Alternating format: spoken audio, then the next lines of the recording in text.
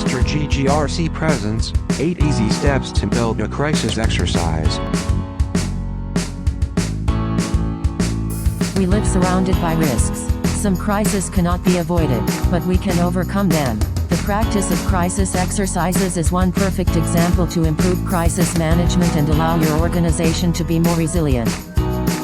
During this short video, we'll describe step-by-step how to build a crisis exercise, define needs and goals, awareness and training, project team and logistic, scenario compilation, mobilization and reminders, exercise animation, on-the-spot and delayed feedback. Step 1. Define needs and goals. The objective of this step is to target the expectations of the head office, and then validate the options by the executive board. First of all, you have to know the major risks of your company or group and its past crisis.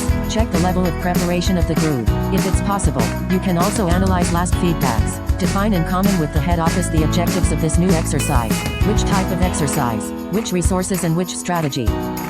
Validate the objectives by the executive board. Step 2. Awareness and training.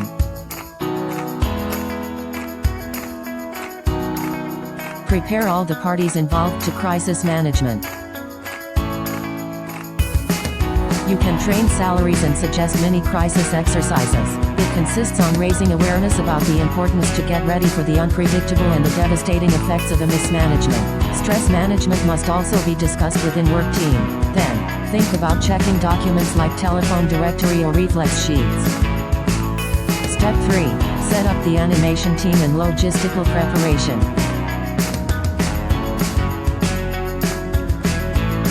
It's time to build and organize the project and animation team. Clearly identify the various useful functions within the project team. Exercise parameters must be clear and credible. It has to remain pedagogical. With the top exit, the project team establish a backward scheduling. Then, define first logistical needs, location, arrangement of routes and any other practical needs. Step 4. Scenario compilation. The scenario organize the global progress of the exercise and fix the frame of the animation.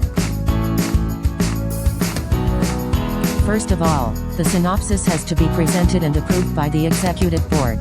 Then, develop the chronogram, which details line by line the progress of the exercise, taking in account necessary twists. For each event, detail the transmitter. Step 5. Mobilization and reminders. You have now to check that everything and everybody is ready in the situation and animation room. Once again, think about room's arrangement. The staging is revised with all the actors of the animation team. Remind the instructions and in particular the capacity of improvisation. Don't forget to remind to all the participants the holding of the exercise. Step 6. Exercise animation. It's now time to launch the exercise. The animation team follow the chronogram and timetable. It has to be adaptive, to be the most realist. One or several persons are dedicated to observation, following the established observation grid.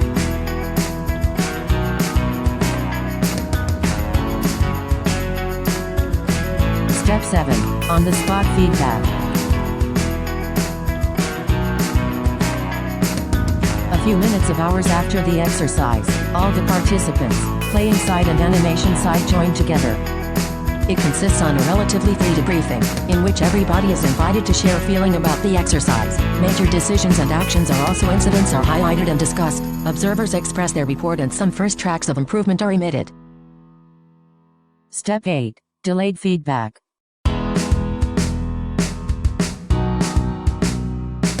It hold ideally several days after the exercise. The delayed feedback enable a stepping away on the past exercise, to extract lessons. The goal is to identify and capitalize positive points, and suggest improvement priority on aspects considered as negatives, in order to improve the resilience. A final report is drafted. It lists teachings and recommendations of the crisis exercise, and actions planned. This information must be communicated to all the concerned actors, in an interest of sharing good practices. You have now keys in hands to realize your own crisis exercise. And remember, there is only one way to learn. It's through action.